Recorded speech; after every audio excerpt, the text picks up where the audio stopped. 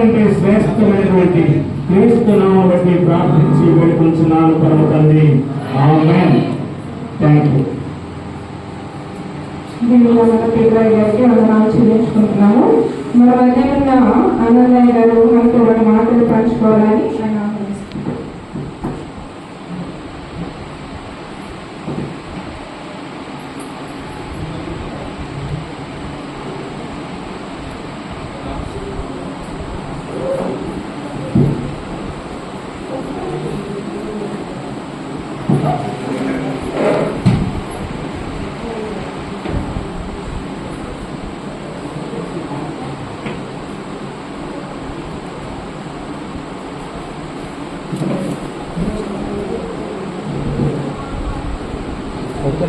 కట్టలేదుగా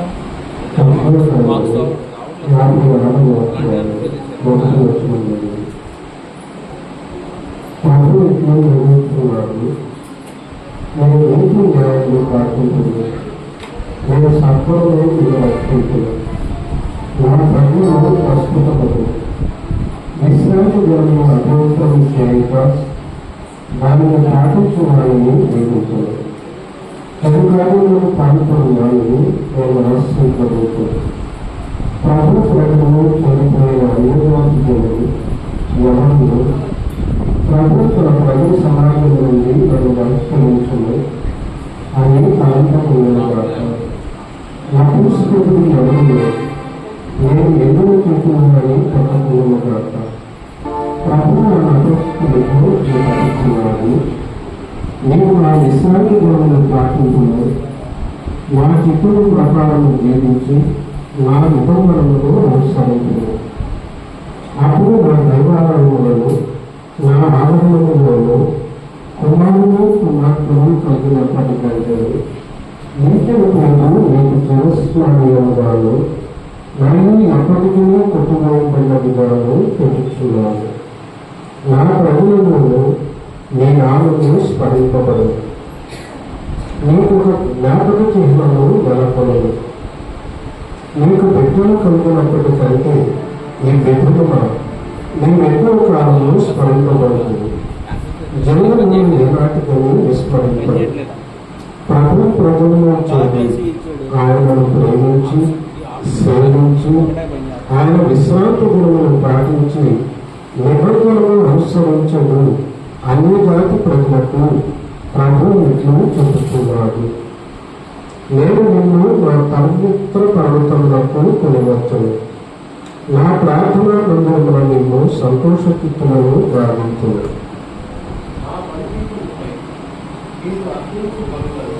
అన్నదానము స్వీకరించును. నా మందిరము సకల జాతి జనులకు ప్రార్థనా మందిరము అని పిలువబడను. ఇది ప్రభు వాక్కు. క్రీస్తునటువంటి సహోదరి సహోదరులారా, యెషయా ప్రవక్త చెప్పుతున్నటువంటి ప్రవచనం యొక్క అర్థం క్రీస్తు ప్రభువు 538లో నెబుకద్నెజర్ తీసుకుని వెళ్ళినటువంటి ప్రజలు తిరిగి బతుకుల నుంచి అని కొన్నాను బైబిల్ పండితుల యొక్క అభిప్రాయం. రెండవ అభిప్రాయం ఏంటంటే దేవుని వాక్యం అయినటువంటి క్రీస్తు ప్రభు నలుగుగా చూపించి రక్షణను పొందొచ్చినటువంటి విషయాల గురించి అని కొందరు పండితుల యొక్క అభిప్రాయం. మూడవ అభిప్రాయం ఏమిటి అంటే ద్వితీయ రాకడంలో ఎక్కబడేటువంటి సంఘం అని ప్రవక్త చెప్తూ ఉన్నారు. ప్రస్తుతం ఇక్కడ నపుంసకుల గురించి మాట్లాడుతూ ఉన్నారు. అపోస్తల కార్యాలు 8వ అధ్యాయంలో మనం చూస్తాం. ఇథియోపియా యొక్క ఆర్థిక మంత్రి ఆయన రక్షింపబడ్డారు. ప్రస్తుతం రెండవ విశ్రాంతి దినాన్ని గురించి ప్రవక్త హెచ్చరిస్తూ ఉన్నారు. విశ్రాంతి దినాన్ని అమంగళపరచవద్దు, నా సన్నిధికి వచ్చి ఆరాధించమని చెప్తున్నారు. నిర్గమ కాండం 20వ అధ్యాయం 8వ వచనం నుండి 11వ వచనం వరకు దీని యొక్క ప్రాముఖ్యతను గురించి ధర్మశాస్త్రంలో లిఖింపబడిన ఉన్నతాల గురించి మోషే సెలవిస్తూ ఉన్నాడు. ఇప్పుడు నా ప్రార్థనా తత్వలను సకల జాతి జనులకు ప్రార్థనా మందిరాలు చెప్తూ ఉన్నాడు. యేసు ప్రభువు తన జీవించిన కాలంలో మార్క్స్ వార్త 11వ అధ్యాయం 17వ వచనంలో ఈ వచనం ఎత్తి ప్రకటించారు. కాబట్టి ఈ మందిరం సకల జాతి జనులకు అంటే ప్రవచించిన కాలంలో యూదులకు అన్యులకు మాత్రమే ఇది ప్రకటింపబడింది. కానీ నూతన నిబంధన ప్రజలమైనటువంటి మనకు ఇప్పుడు ఏ భేదము లేదు. అందరూ ఈ మందిరానికి రావచ్చు. బాప్టిస్ట్ కావచ్చు, పెంతెకోస్తు కావచ్చు, కాథలిక్ కావచ్చు, లేదా ఆర్థడాక్స్ క్రిస్టియన్ అయినా కావచ్చు. కాబట్టి ఈ మందిరం అనేక మందికి రక్షణ నిలయంగా వెలిసి ఉన్నారని కోరుకుంటూ ప్రార్థిస్తూ ఈ అవకాశం ఇచ్చినటువంటి బయలుదేరులకు వందనాలు చెల్లిస్తూ ముగిస్తున్నాం.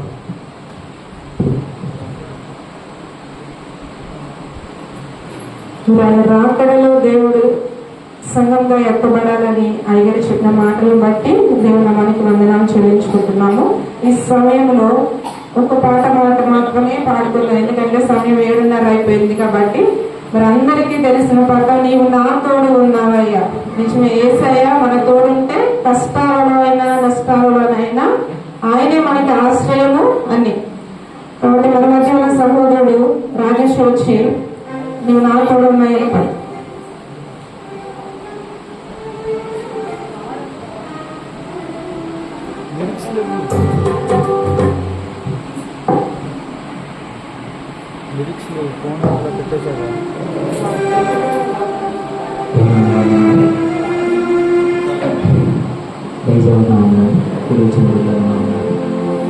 పాటపడుచున్నట్టు ప్రతి ఒక్కరు స్థుతిస్తూ ప్రతి ఒక్కరు చప్పట్లు కొడుతూ ఆయన మహిమపడుతూ నీవు నాకు నాకు భయమేలా యేసయ్యా, నీవు నాలోనే ఉన్నావయ్యా, నాకు దిగులేలా యేసయ్యా, నాకు భయమేలా, నాకు దిగులేలా, నాకు చింతేలా, నాకు ప్రీతిలా, నీవు నా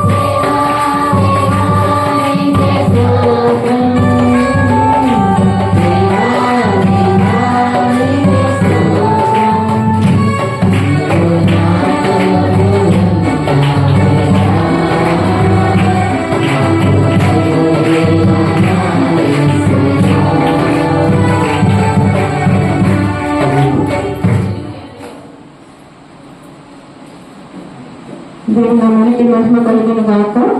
మరి అందరం లేచి నిలబడినట్లయితే చిన్న ఆరాధన చేసుకుంటూ దేవుని స్తుతించి మన మధ్యలో ఉన్న సుధాకర్ నాన్నగారు వచ్చి చిన్న ఆరాధన చేస్తూ దేవునికి నడిపించి మనకి అమూల్యమైన వాక్య భాగంలోనికి తర్వాత వెళ్దాం.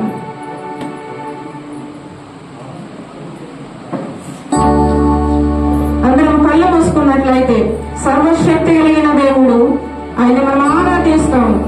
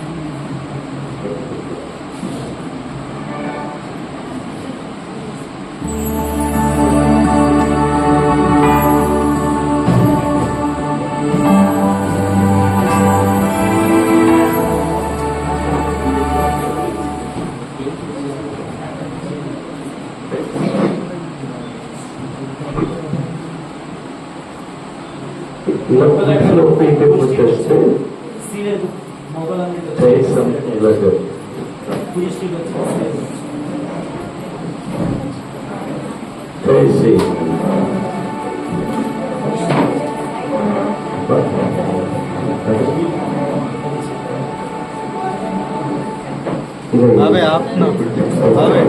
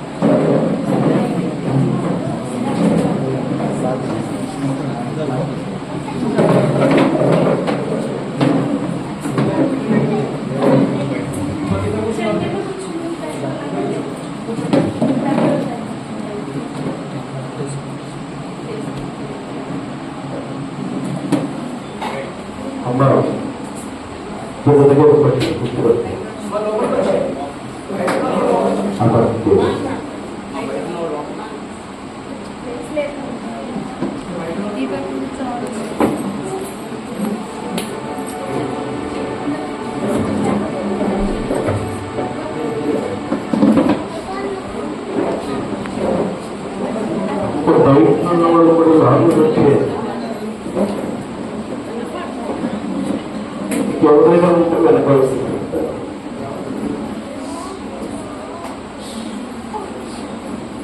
కొమ్ము కూర్చుపోయి వాళ్ళందరూ పెరుగుతుంటారు.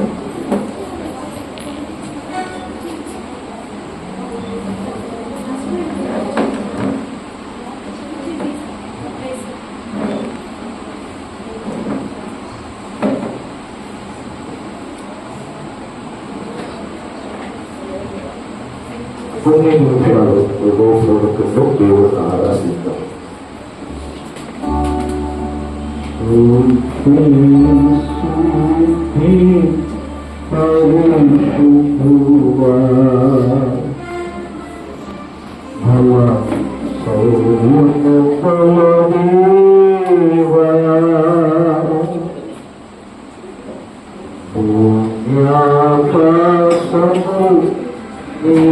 మహిమతో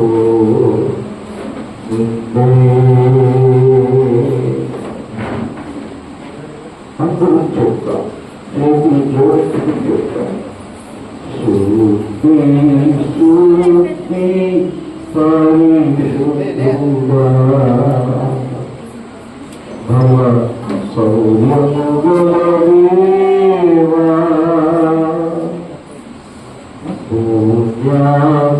పుణ్యాకాశముని మహిమతో నిండే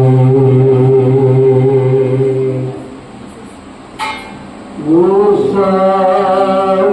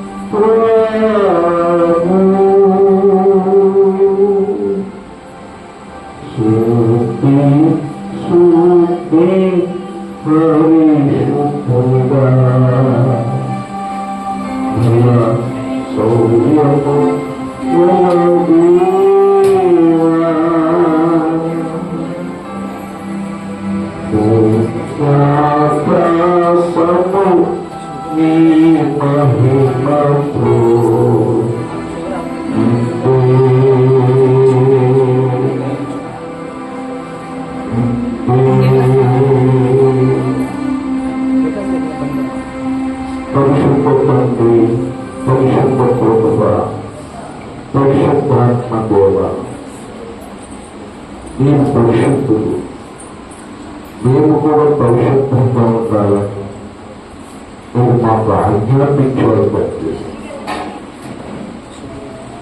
మేము జన్మపాటు కర్మపాటు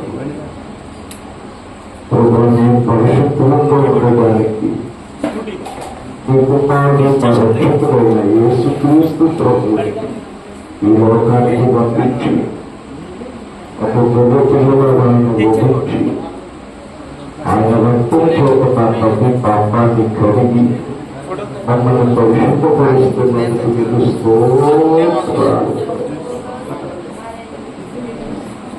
పరిజ్ఞాన కోసం నా ఆశను అనుసరించి మీరు ఇప్పుడు నడవకుండా మేమందరము సమస్త ప్రవర్తనలో పరిశుద్ధంగా ఉండడానికి మాకు సహాయం చేయండి తండ్రి. నువ్వు పరిశుద్ధుడు తండ్రి. నాయన నీ సింహాసనం పరిశుద్ధమైనది, నీ మందిరం పరిశుద్ధమైనది. ప్రభువా నువ్వు ఏ ప్రభువులు పరిశుద్ధుడు అని ప్రభుపడుచున్న దేవుడు. ప్రభువా పరిశుద్ధతలో నువ్వు మహనీయుడు, పరిశుద్ధతలో నువ్వు పరిపూర్ణుడు తండ్రి. ఇప్పుడు అంతరాత్మ ప్రాణ శరీరాన్ని సంపూర్ణంగా పరిశుద్ధపరచండి. నీకే మహిమ ఘనత ప్రభావాలు మా ద్వారా యుగ యుగాలు నీకే కలగాలి గాక.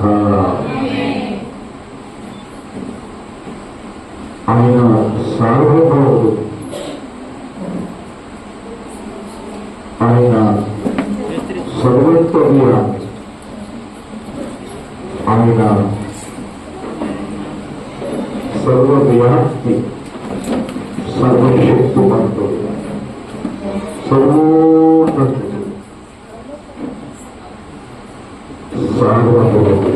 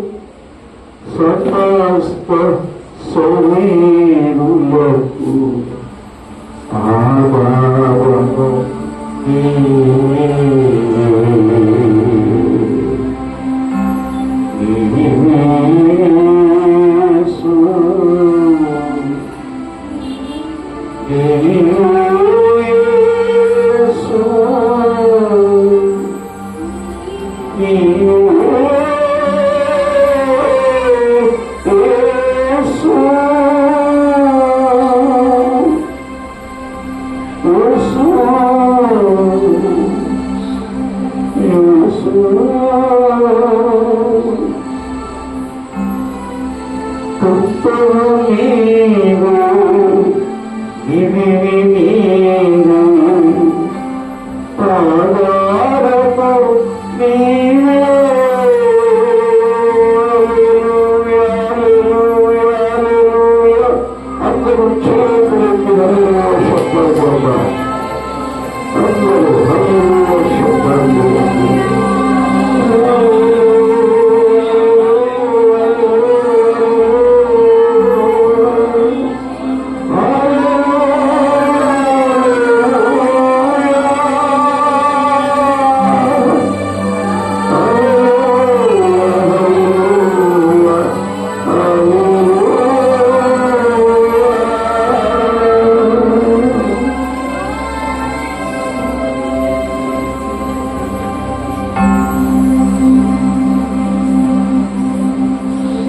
తండ్రి, పరమ తండ్రి, పరలోకమందున పరిపూర్ణమైన తండ్రి, నిత్యుడైన తండ్రి, జ్యోతిర్మయుడైన తండ్రి, కనికరముగల తండ్రి, సంపూర్ణుడైన తండ్రి, మీకు మా కృతజ్ఞత స్తుతి స్తోత్రం. మమ్మల్ని ప్రేమిస్తున్నావు తండ్రి,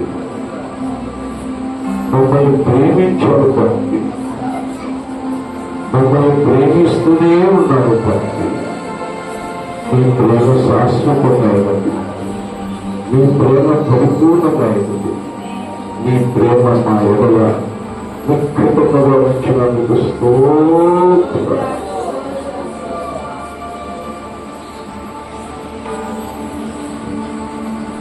స్వరూప యేసు, స్వరూప యేసు,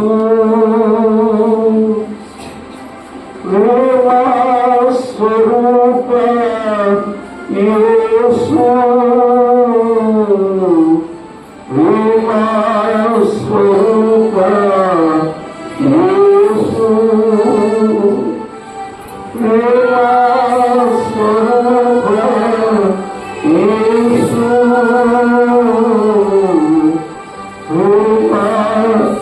స్వరూప యేసు.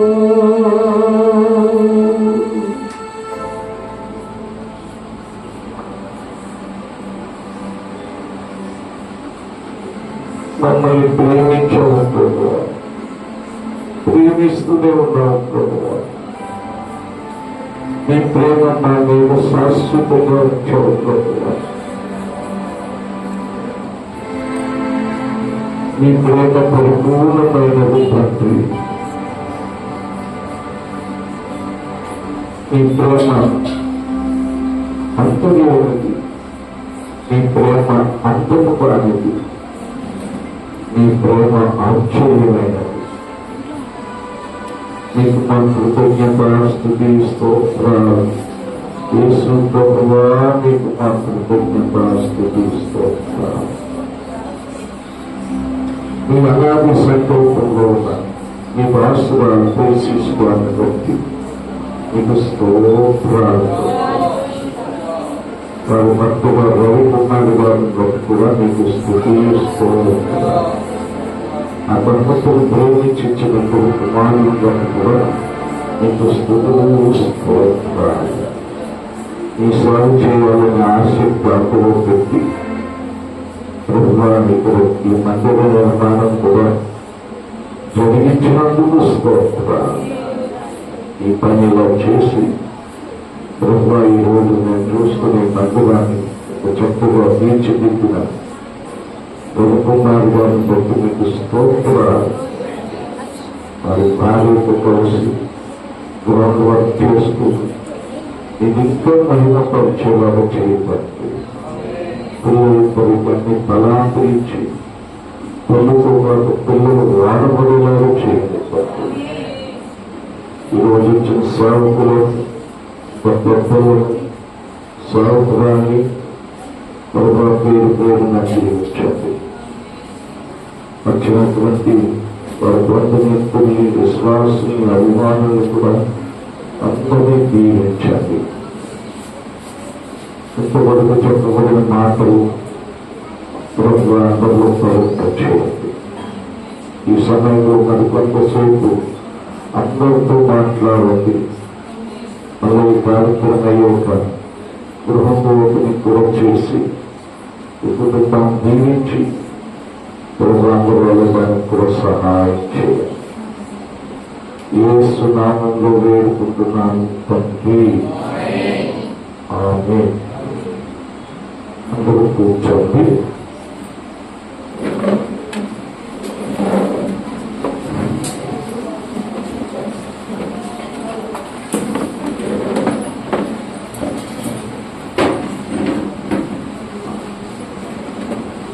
ఇప్పుడు కుర్చీలు ఇదొకటి అలాగండి, అలాగండి. అప్పుడు కుర్చీలు ఉన్నాయి.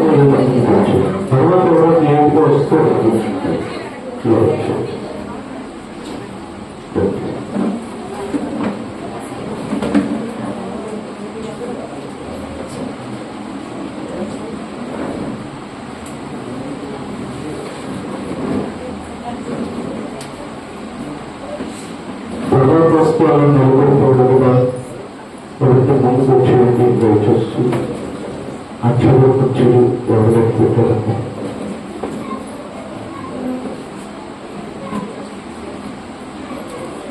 మీరు చక్కగా కూర్చుంటే నేను బాగా మాట్లాడగలను.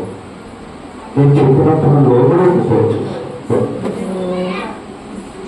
మీరు అక్కడ కూర్చుంటే అందరూ అభ్యర్థులు ఎక్కువ 2 కుర్చీలు ఉన్నాయి లోపల.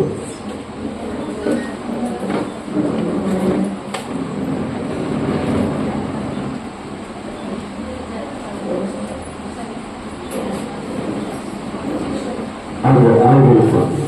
చివరికి వెళ్ళిపోయినప్పుడు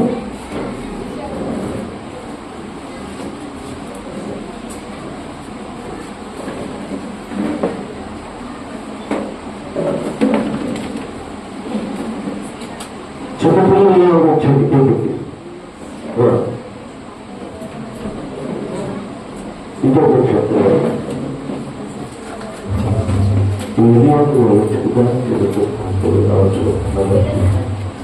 రాజు అమ్మ అన్నవి మీకు చెడు కుర్చీలో అని ఉపయోగపడి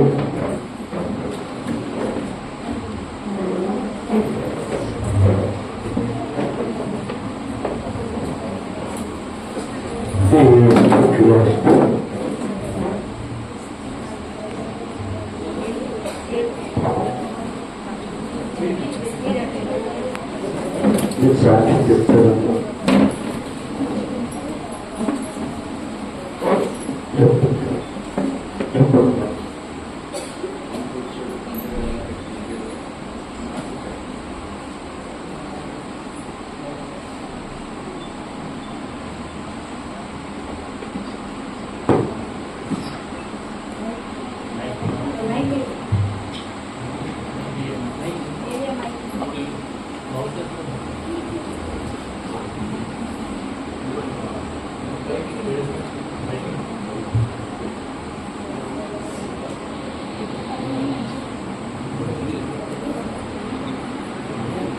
ముందుగా దేవుడు నామానికి వందనాలు.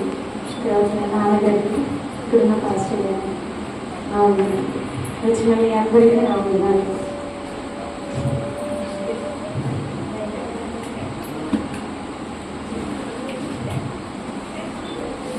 నా సాక్ష్యం నేను చెప్పకుండానే ఎక్కడున్న ఎవరు అందరికీ తెలుసు నా గురించి. ఇప్పుడు నేను ఏమై ఉన్నానో అది దేవుని కృప వల్లే. నన్ను దేవుడు ఎంతగానో మార్చి ఆయన సేవకి నన్ను ప్రత్యేకపరిచి నన్ను అంత వివరించి చెప్పాల్సిన అవసరం లేదు. పౌలు గారు అంటారు కదా, నేను హింసకుడిని, దోషకుడిని, హానికరుని. అలాంటి నన్ను దేవుడు ఎలా మార్చాడో అన్నట్లు నా యొక్క స్థితి కూడా అలాంటిది. దేవుడు ఈరోజు నన్ను ఇలాగా మార్చి మీ అందరూ ఎదుట ఇలాగ నిలబడతాడని అస్సలే అనుకోలేదు. నా జీవితాన్ని, నా కుటుంబాన్ని దేవుడు ఇలాగా నిలబెట్టాడు. దేవుడు నన్ను పిలుచుకున్న ఒక మాట, సమరయ స్త్రీ జీవితం మీ అందరికీ తెలుసు. ఆమెతో బావి దగ్గరికి వెళ్ళి మాట్లాడి ఆమె హృదయం ఎంతో జీవితాన్ని నింపి నేనే మసీహని ఆమెకు చెప్పి ఆమె పంపించినప్పుడు ఆమె ఒక్కటే చేసింది. ఆ ఊరు మొత్తాన్ని దగ్గరికి వెళ్ళి నేను కనుగొన్న మసీహని మీరు కనుగొనండి, మీరు ఆయన్ని వచ్చి చూడండి, నేను కనుగొన్నాను మెస్సయ్యని, నేను కనుగొన్నాను రక్షకుని అని చెప్పింది. అదేమో ద్వారా దేవుడు నన్ను దర్శించాడు. నేను కనుగొన్నాను నా రక్షకుని, నేను కనుగొన్నాను మెస్సయ్యని. ఆయనని నా ఊరంతటి చూపించాలని ఆశపడుతున్నాను. ఇదే మా పిలుపు. ఇదంతా దేవుడు నాకు ఇచ్చింది. ఈ మందిరం మొదలుపెట్టిన దగ్గర నుంచి లోక ఆచారాలు కానీ లోక సంప్రదాయాలు కానీ ఏవి ఈ మందిరం లేదు. ఈ ఇంటి మీద పడకూడదని నేను ఎంతగానో ప్రార్థన చేశాను. విధవాళ్ళు ఎదురొస్తే చాలా మంది పక్క పట్టుకుంటారు. నేను ఈ మందిరాన్ని స్థాపించింది విధవరాలతోనే. మా ఇద్దరు మమ్మల్ని పిలిచి వాళ్ళతో నేను రాయించాను. వాళ్ళ తర్వాత నేను వేశాను. ఎవరు హీనులుగా ఈ లోకం చూస్తారో దాని ద్వారా దేవుడు కనపరచబడాలని మొదటి నుండి ఎప్పటి వరకు ఆయన నాకు మహిమార్గం కొరకే ఇలాగాన్ని చేయించుకుంటానని నిలబెడతా వచ్చాడు. నేను అనుకోలేదు ఇంత మందిరాన్ని దేవుడిస్తానని. 2 సంవత్సరాల క్రితమే ఆనంది మాస్టర్ నా కళ్ళలోకి వచ్చి ఇక్కడికి వచ్చి వాక్యం చెప్పడానికి ఆనంది మాస్టర్ని అవకాశం ఇచ్చినప్పుడు, అమ్మ నేను కాదు చెప్పేది, నేను నీ మందిరానికి వచ్చాను, నువ్వు చెప్పాలమ్మా, నేను వినాలి అని చెప్పి 2-3 సంవత్సరాల క్రితమే నాకు ఆ కళలు మాట్లాడారు. అది నెరవేర్చబడాలని పట్టుదలతో ఆనంద మాస్టర్ నేను ఇక్కడికి తీసుకొచ్చాను. పదే ఫోన్ చేసి ఒప్పించిందండి. నా పిలుపు నేను మీతో అందరితో పంచుకున్నాను. మీ అందరి మధ్యలో దేవుడి కొరకు నేను నిలబడాలని మీ అనుదిన ప్రార్థనలో నన్ను మీరు జ్ఞాపకం చేసుకొని వచ్చిన మీ అందరికీ మరొకసారి వందనాలు చెప్తున్నాను. ఈ సాక్ష్యం చెప్పడం నాకు అవకాశం ఇచ్చిన నాన్నగారికి కూడా.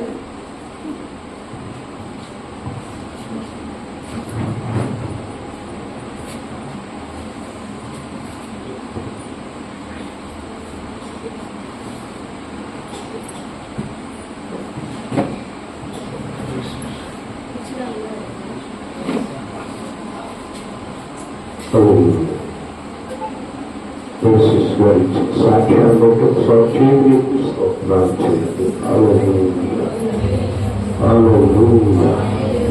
స్తోత్రాలు పరిశుద్ధాత్మ గోళాన్ని స్తోత్ర 40 రోజులు బైబిల్ క్లాసు జరుగుతాయి. సెప్టెంబర్ 1 నుండి అక్టోబర్ 10 వరకు 40 రోజులు విసుగులోని గ్రామంలో, నేను సేవ చేస్తున్న గ్రామంలో ఆ బైబిల్ క్లాసుకి వచ్చి ఆ 40 రోజులు ఉపవాసం ఉంది. అక్కడ ఉపవాసం పెట్టి ప్రవేశిస్తాం. యేసు ప్రభు గారు సేవ చేయడానికి ముందు 40 రోజులు ఉపవాసం ఉన్నారు. ఉపవాసం అయిన తర్వాత ఆయన పరలోక రాజ్యం సమీపించింది, మారు మనసు పొందండి అందరికీ ప్రకటించడం మొదలుపెట్టారు. అందుకనే ఉపవాసం ఉండగానే ఉపవాసం నుంచి పంపిస్తాం. అలాగా ఓసీస్ గారు ట్రైనింగ్ అయ్యి హస్తనిక్షేపం చేయించుకుని ఇక్కడికి వచ్చి వాళ్ళ సొంత ఊళ్ళో ప్రభుత్వ సేవ చేస్తున్నారు. అలాగే మన గ్రేస్ గారు కూడా ఆందోళనలో 40 రోజులు ఉపవాసింది. వారి భర్త గారు కిరణ్ గారు ఇద్దరు పెరుగుదయ్యి వారు కూడా గురువాళ్ళు సేవ చేస్తున్నారు. పిల్లలుగా మరియు ఆవిడకున్న ఆసక్తిని చూసి నేను చాలా ఆనందించాను. దేవుడి కంటే చాలా ప్రేమ, దేవుడి అంటే చాలా ఆసక్తి. అందుకని వారు పరిచయం చేస్తున్నారు. ఆవిడ ఆసక్తిని అర్థం చేసుకుని వాళ్ళ భర్త గారు గారు ఆవిడకి చాలా సహకరిస్తున్నాయి. ఏదో దేవుడు నమ్ముకున్నారు, దేవుడు భక్తులు కలిగి ఉన్నారు. కానీ ఆయన సేవ చేయాలనే అలాంటి ఆసక్తి లేకపోయినా మనకు బాగున్న ఆసక్తిని బట్టి ఆయనే ఈ చక్కటి నిర్మాణం జరిగించారు. వారు ప్రేమించిన పిల్లలు ఎప్పుడు కూడా మ్యూజిక్ స్కూల్కి వచ్చి వారి గ్రూపులు ఉన్నారమ్మా పిల్లలు. వాళ్ళిద్దరూ కూడా మ్యూజిక్ స్కూల్ ప్రతి సంవత్సరం మే నెలలో 30 రోజులు మ్యూజిక్ స్కూల్ జరుగుతుంది. పిల్లలు ఆ మ్యూజిక్ స్కూల్లో మరి ఎవరు ఏ వాయిద్యాలు నేర్చుకోవాలనుకుంటే అక్కడ నేర్పిస్తారు. వచ్చి పిల్లలు కూడా నేర్చుకున్నారు. వాళ్ళు పొందుకున్న ఆసక్తిని బట్టి మే నెలలో మొదటి స్కూల్ కూడా పిల్లలు వచ్చారు. మరి ఈ కుటుంబంలో దేవుడికి ఒక ఏర్పాటు ఉంది. అందుకనే ఈ విధంగా ఈ ఒక పరిచయం జరుగుతుంది. మరి అందరూ వచ్చి ఇక్కడ ప్రజల్ని ప్రభు వైపు తిప్పిన వారిని మరి ఆరాధనలో నడిపించుకోవడానికి ఈ మంచి మందిర నిర్మాణం జరిగింది. ఈరోజు ఈ విజయవాడలో ప్రతి నెల సేవకుల మీటింగ్ పెడతాం. ఆ సేవకుల మీటింగ్కి ఉదయం 10 నుంచి సాయంత్రం 3 వరకు ఉంటుంది. ఆ యొక్క సేవకుల మీటింగ్కి నేను వచ్చి మరి అక్కడి నుంచి అయిపోయిన తర్వాత ఇలా వస్తానని ఓపెనింగ్ చేయడానికి చెప్పాను. అక్కడ ఈరోజు నాతో పాటు వేరే పాస్టర్ గారు నార్త్ ఇండియా నుంచి ముంబై నుంచి వచ్చారు. ఆయన కూడా వర్తమానం ఇవ్వడం వల్ల కొంచెం లేట్ అయింది. నేను అది చూసుకుని ఇప్పుడు వచ్చాను. నాతో పాటు ఆ కార్యకర్తలు కూడా అక్కడ ఉన్నారు. ఆయన తర్వాత వచ్చారు. ఇప్పుడు యేసుదాస్ గారని వారిది అదేంటండి ఎంకేపాళ్ళు యేసుదాస్ గారు మంచి సేవ చేస్తున్నారు. వాళ్ళు చాలా పెద్ద మందిరం, మంచి సంఘం. వాళ్ళు కూడా అనుకోకుండా వస్తున్నారు నాకు తెలియదు. ఇక్కడికి వచ్చేది ఇక్కడ చూసుకున్నాను. మరి వారు కూడా మనం మధ్యకి వచ్చారు. ఇక్కడికి వచ్చేది నేను కలుసుకున్నాను పాస్టర్ గారిని. గ్రహించలో ట్రైనింగ్ అయ్యే పాస్టర్ గారు. అప్పుడు నేను వాళ్ళు కలుసుకున్నా. అంటే నేను మర్చిపోయి తెలిసేది గుర్తొచ్చింది. మరి దేవుడు వీళ్ళందరూ కలుసుకున్నందుకు నేను చాలా సంతోషిస్తాను. అందరికీ నా వందనాలు తెలియజేస్తున్నాను. అది నాకు ముందుగా కొన్ని మాటలు చెప్పారు మాస్టర్ గారు. వాళ్ళకి కూడా వందనాలు. ఈ సమయంలో వచ్చిన దేవుడి బిడ్డలైన మీ అందరికీ కూడా నా హృదయపూర్వక వందనాలు.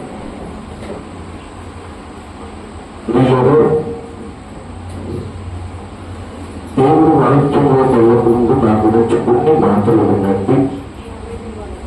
నాది కాకినాడ జిల్లా. కాకినాడకి 19 కిలోమీటర్ల దూరంలో ఇసుకపల్లిలో ఒక గ్రామం ఉంటుంది. ఆ గ్రామంలోనే నేను ఉండి దేవుడు సేవ చేస్తాను. కాకినాడలో కూడా 2 సంఘాలు ఉన్నాయి. ఆదివారం ఉదయం కాకినాడలో చర్చకి అక్కడ కూడా వాక్యం అందిస్తాను. నేను చేసే పరిచయం మీకు చెప్పాలనుకోవడం లేదు. ముఖ్యంగా సేవకులుగా అందరికీ ప్రశ్నలు ఇస్తాను. వాళ్ళని హస్తనిక్షేపణ చేసి సువార్తలో పంపిస్తాను. ఇప్పుడు ఇంచుమించు 2,000 మంది సేవకులను పంపించాను. మరి కొంతమంది నార్త్ ఇండియా కూడా వెళ్ళి ప్రభు వారికి సేవలు చేస్తున్నాను. నాకు దేవుడు చాలా భక్తి కలిగిన మంచి భార్య ఇచ్చాడు. నాకు ఒక కొడుకులు, ఒక కూతురు. వాళ్ళని కూడా దేవుడు సేవకు సమర్పించాడు. నా పిల్లలు కూడా చెప్పేవాడు, నేను తినే ఆహారం వేసేది, నేను పట్టుకునే బట్టలు వేసేది. మరి మీరు చదువుకోవడానికి స్కూల్కి పెద్ద ఫీజులన్నీ వేసేది. అందుకు మీరు ఏసైతే సేవ చేయాలని చెప్పేవాడు. వాళ్ళ ముగ్గురు కూడా మీ చెప్పడమే కాదు, వాళ్ళు కూడా ఆ యేసు ప్రభువుని చూసి వాళ్ళని బాల్యంలోనే వాళ్ళు దేవుడికి సమర్పించేస్తున్నారు. మా పిల్లలు ముగ్గురు కూడా ప్రభువానికి సేవలు చేస్తున్నారు. ముగ్గురు MBA చేసి చేసి 2 టైమ్స్ సాగులో ఉన్నాను. నేను దైవ సన్నిధి అనే బ్యానర్ పెట్టుకుని యేసు ప్రభు వారికి 15 రకాల పరిచయం చేస్తున్నాను.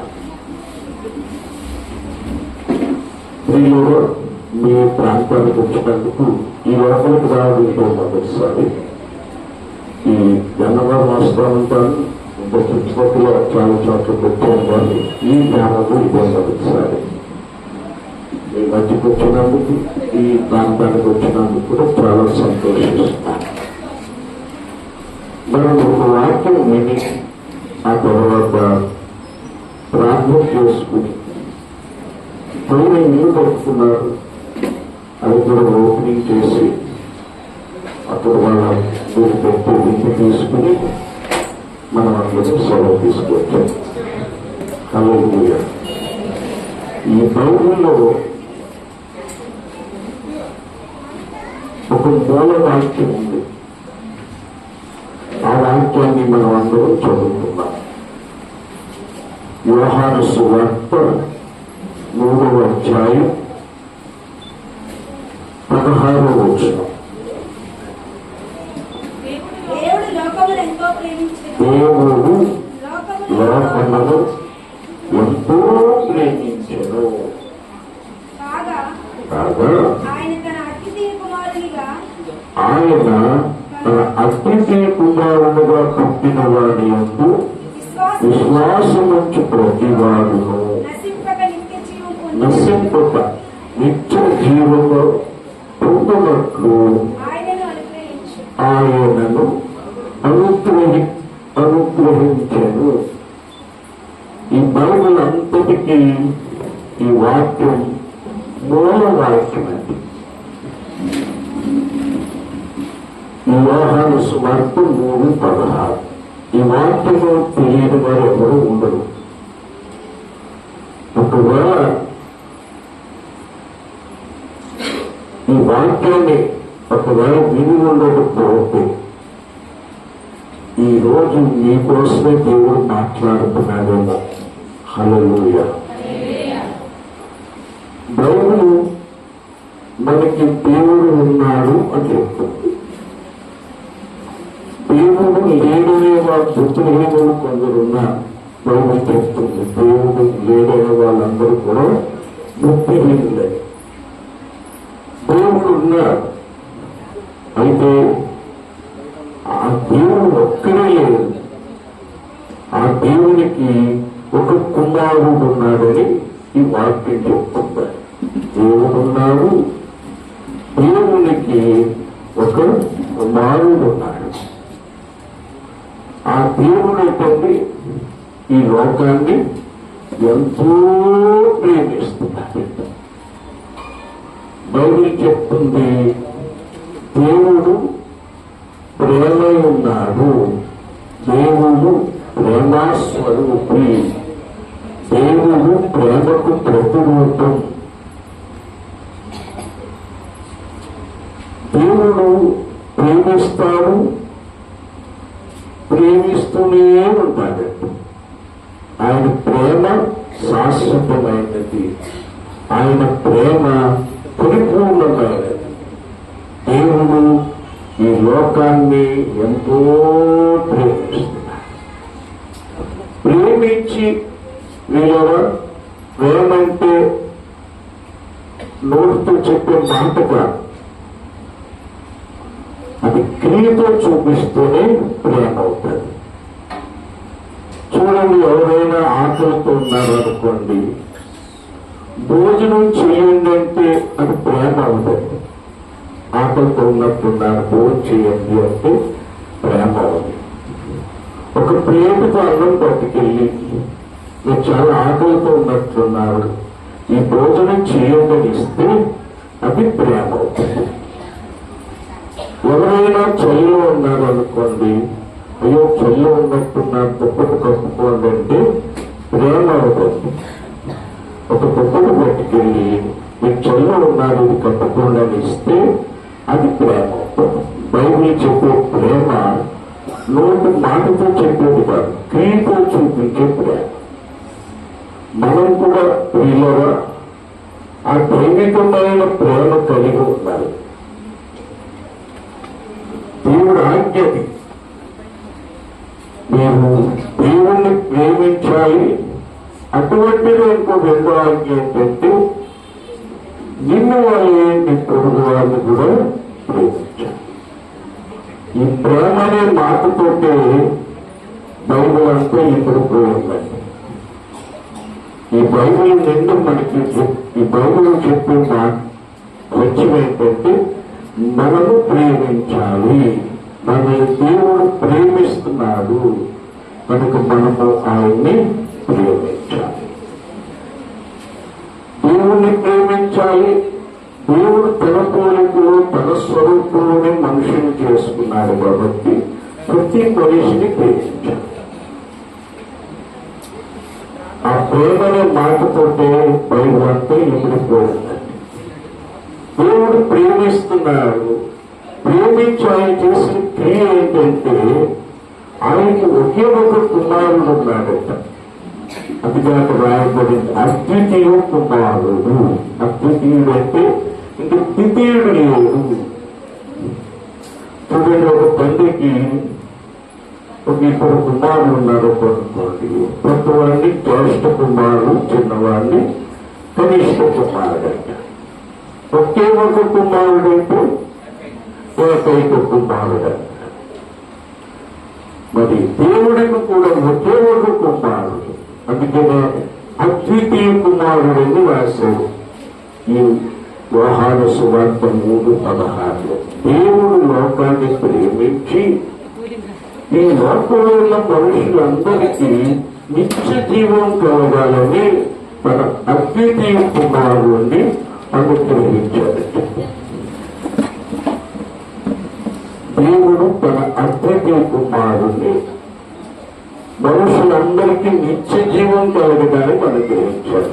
అందుకనే దేవుడు ఉన్నాడని విశ్వసించడమే కాకుండా ఆ దేవునికి ఒక కుమారుడు ఉన్నాడని కూడా మనం విశ్వసించాలంటే అద్వితీయ కుమారుని యందు, అద్వితీయ కుమారుగా పుట్టిన వారి యందు ఎవరు విశ్వాసం ఉంచుతారో వాళ్ళకి నిత్య జీవం కలగడానికి దేవుడు తన కుమారుని మనకి అనుగ్రహించారు అని రాసి.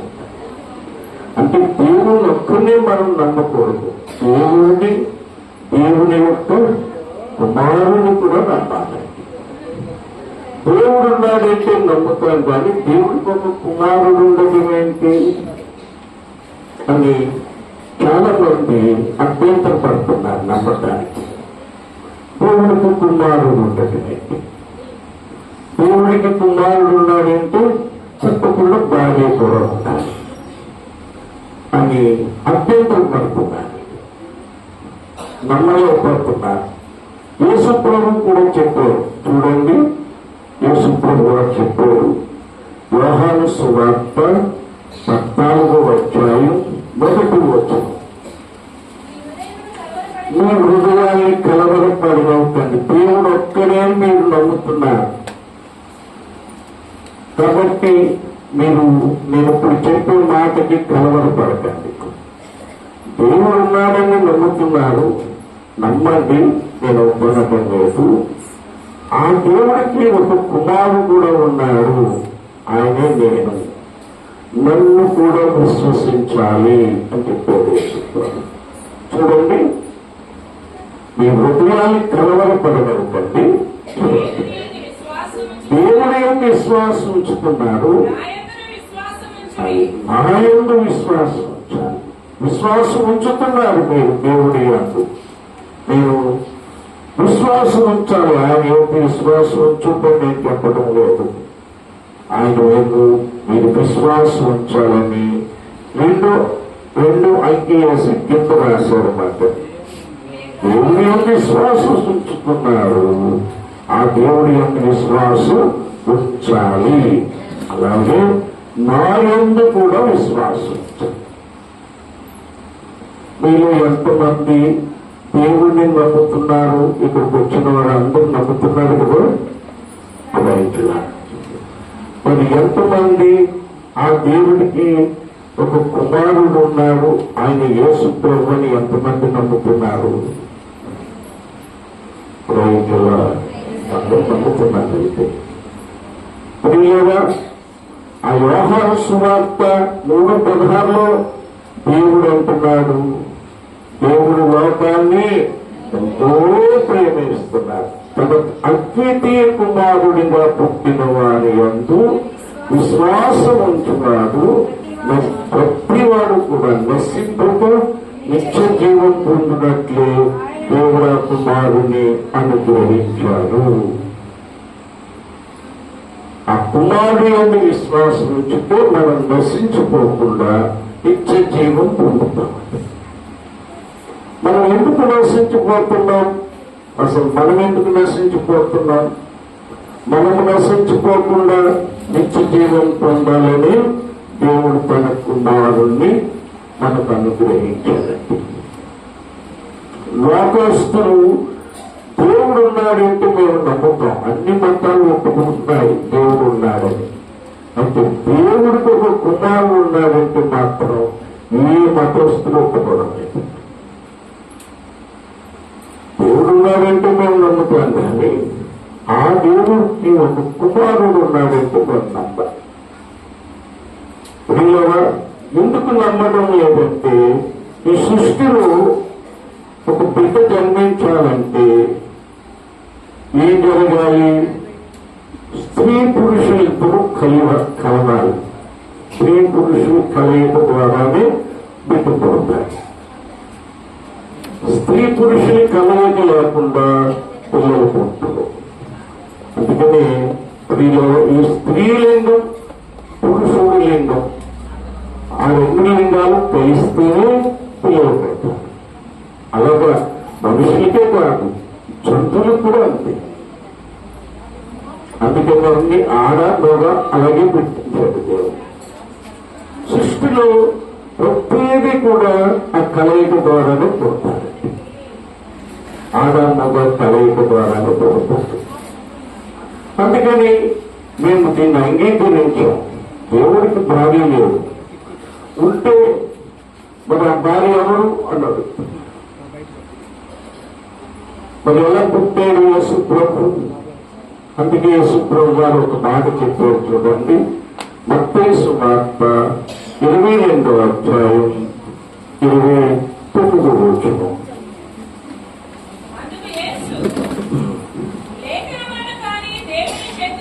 అందుకు యేసు లేఖనములను గాని దేవుడి శక్తిని గాని అది మీరు అడగట్టుగా త్వరపడుతున్నారు.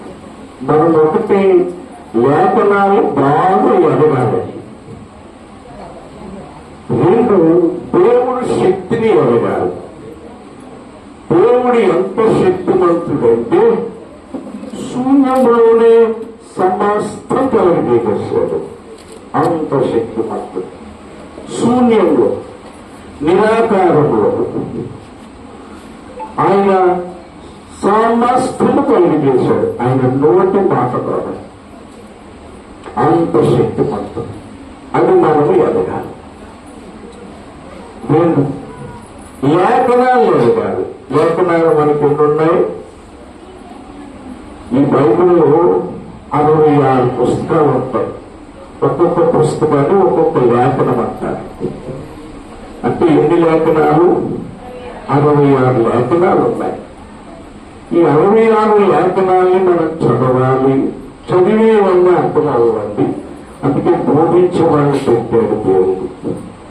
అందుకని చదవాలి, 2 వినాలి.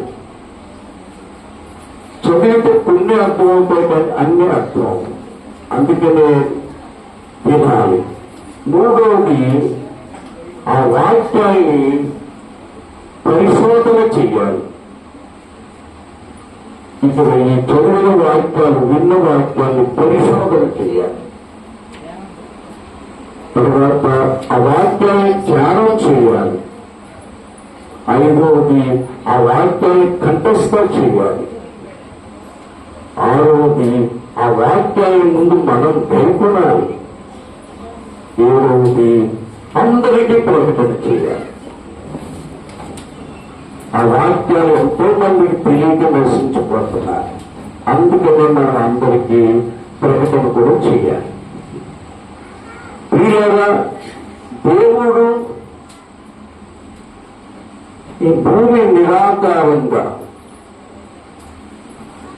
చీకటిగా అగాధ జలమవుతూ ఉండగా దేవుడు ఈ భూమిని మనము నివసించేంతగా దీన్ని మార్చేశాడు. మనకి నివాస యోగ్యంగా చేసేసాడు. ఒక్క మాటతో, నోటి మాటతో. చూడండి, ఎబ్రీ పత్రిక 11వ అధ్యాయం 3వ వచనం.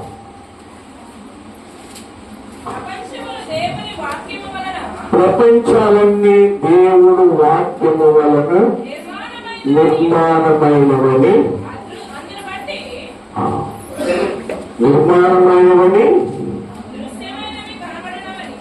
దృశ్యమైనవి మనం చూస్తున్నాయి. ఈ లోకంలో ఈ ప్రపంచాలన్నీ మనం చూస్తున్నాం కదా, ఇవన్నీ కనపడే ఒక పదార్థంతో చేయలేకపోతుంది. ఒక వాకుతో చేస్తాడు. కలుగు అంటే కలుగుతుందంటే ఏ కలగమంటే దేవుడు అని కలిగితాడు. దేవుడికి అసాధ్యమైంది ఏమీ లేదు. ఆయనకి సమస్తం సాధ్యమే. మనము దేవుణ్ణి అలా నమ్మి ప్రార్థన చేసుకుంటే మనకి ఏమే దేవుడు చేస్తాడు. దేవుడికి స్తోత్రం. యెహోషువ ప్రార్థన చేస్తే సూర్యుడిని చంద్రుడిని ఆపేశాడు. మోషే ప్రార్థన చేస్తే సముద్రాన్ని పాయలుగా చేశాడు. ఏలియా ప్రార్థన చేస్తే 3.5 సంవత్సరం వర్షం ఆపేశాడు. దేవుడు ఏమైనా చేయగలడు. దేవుడు ఉన్నాడు. ఆయన సర్వశక్తిమంతుడు. ఆయన ఏదైనా చేయాలంటే ఒక పదార్థం అక్కర్లేదు. ఆయన కలిగితే చాలన్నీ కలిగేస్తాయి అని మనం నమ్మి ప్రార్థన చేస్తే, అప్పుడు ఏలియా ప్రార్థన చేస్తే ఉన్న దేవుడు ఇప్పుడు కూడా నీ ప్రార్థన విని ఏమైనా చేయగలదు. దేవుడికి స్తోత్రం. నేను ప్రార్థనతో ఎన్ని పనులు చేసేసాను. దేవుడికి స్తోత్రం. మా ఊరికి రోడ్లు వేసేసాను నేను. మాకు టౌన్ పిఠాపురం ఒక ఊరు ఉంటుంది 6 కిలోమీటర్ల దూరంలో. మా ఊరు చూడాలి. ఇంకెందుకని దానికి రోడ్డు లేదు. ఒక మట్టి రోడ్లా ఉండే తర్వాత ఎర్రగా చేశారు. ఊరు వేసుకుంటాం, బండి వేసుకున్నాక ఎర్రగా అయిపోతాం. అలాంటి రోడ్డు కోసం నేను ప్రార్థన చేస్తే 25 కోట్లు సాయంత్రం చేశాడు అప్పుడు చంద్రబాబు నాయుడు గారి సర్కారులో. అప్పుడు ఆ రోడ్డు వేసేసాడు. మా ఎమ్మెల్యే ఓట్లు అంటున్నాడు, మీకోసమే రోడ్డు ఒప్పించాను అంటున్నాడు. నేను ఆయనకి ఎప్పుడు చెప్పలేదు. నేను ప్రార్థన చేసుకుంటున్నాను. ఒక మనిషి చెప్తే జరగదు, దేవుడికి చెప్తే ఏదైనా జరుగుతుంది. ఆయన ఎప్పుడు చెప్పలేదు. నేను వచ్చి ఆయనకు వచ్చి మాస్టర్ గారు మీకోసమే రోడ్డు ఒప్పించానంట. నేను ఆశ్చర్యపడిపోయాను. ఈ రోడ్డు ఏం చేసిన దేవుడికి పిచ్చేయించడం ఎందుకు? ఆయనకి ఏం కష్టమా? నాకు పిఠాపురం గారి బయలు మధ్యలో వైర్ ట్రాక్ ఉంటుంది. దాని మీద వైర్ మున్సిపల్ అయితే ఒక్కొక్క రోజు ఆపడతాడు వెళ్ళడానికి. నేను ప్రార్థన చేస్తే ప్రభు రోడ్డు ఏం చేశావు కాబట్టి దీనికి పిచ్చి కూడా ఏం చేయండి అని అడిగాను. 6 నెలలు దేవుడు ఏం చేశాడు. అందరూ కూడా పిచ్చి. దేవుడికి అసాధ్యమైనది ఏది లేదు. ఇప్పుడు కూడా మనం ఏది అడిగితే అది చేస్తాడండి. మనం దేవుడిని నమ్మాలి, దేవుడు కుమారుని నమ్మాలి. అందుకనే మనం ప్రార్థన చేసుకునేటప్పుడు దేవుడు ఒక్కమే పడుతుంది. ఆ దేవుని యొక్క కుమారుడు నామములు ప్రార్థన చేయాలి. దేవుడికి స్తోత్రం. ఆ దేవుడి కుమారుడు పేరు ఎత్తకుండా మనం ప్రార్థన చేస్తే దేవుడి వినడు. తప్పకుండా యేసు నామములో అడుగుతున్నాను తండ్రి, మా నిత్య దేవుడాతను నీ అద్వితీయ కుమారుణ్ణి మా రక్షకుని యేసుక్రీస్తుని మాకు అనుగ్రహించినందుకు స్తోత్రాలు. ఆయన నామంలోనే ప్రార్థన చేసి అడుగుతున్నానని మనం చక్కగా దేవుడక్క నుంచి తథాస్తు అంటాడు. హల్లెలూయా. అలాగే జరిగింది. దేవుడున్నాడు, లేఖనాలు అడగక పలుపడుతున్నారు కొంతమంది. దేవుడికి ఒక కుమారుడు కావాలంటే ఇంత విశ్వాన్ని ఆయన నోటితో కలుగు చేసిన వాడు, ఈ పదార్థం లేకుండా చేసిన వాడికి దేవుడికి భార్యకు కొడుకు కావాలంటే చేసుకోలేడు. చెప్పండి అందరూ. దేవుడికి ఒక కొడుకు కావాలి అనుకుంటే ఆయనకి ఒక భార్యకు ఏ పదార్థం తీసుకోకుండానే కూడా సృష్టింప చేస్తాడు. నీకు పదార్థం ఎందుకు? ఒక భార్య ఉంటేనే కొడుకుపోతుంది ఏంటి? దేవుడికి దేవుడి శక్తిని ఎదగొప్ప, లేఖనాలు ఎదగొప్ప మనుషులు ఏం చేస్తున్నారు చెప్పండి? పొరపాటు మాటలు మాట్లాడుతున్నారు. అదే ప్రభు అంటున్నారు మత్తయి 22:29. లేఖనాలు ఎదగొప్ప, శక్తిని ఎదగొప్ప మీరు పొరపాటు పడుతున్నారు, పొరపాటు మాటలు మాట్లాడేస్తున్నారు. అది దేవదోషం అయిపోతుంది. దేవుడి సర్వశక్తులతో ఆయన ఏమైనా చేయగలరు. వేరు లేఖనాలు ఏం చెప్తున్నాయి? ఈ భూమి మీద మొట్టమొదటి మనుషుడిని చేశాడు దేవుడు. ఆ మనుషుడి పేరు చెప్పలేదు. మీకు తెలుసండి? మీకు మొట్టమొదటి మనుషుడు మీకు తెలుసండి? ఆదాము ఎలా చేశాడు దేవుడు?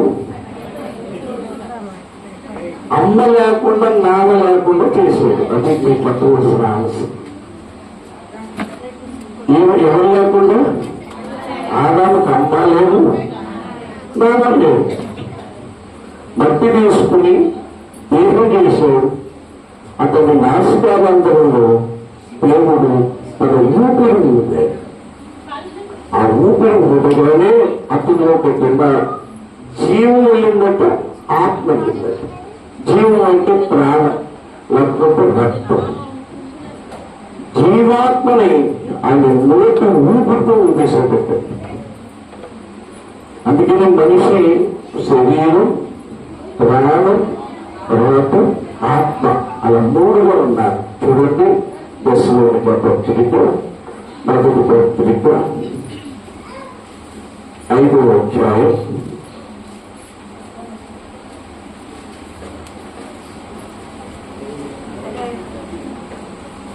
22వ వచనం.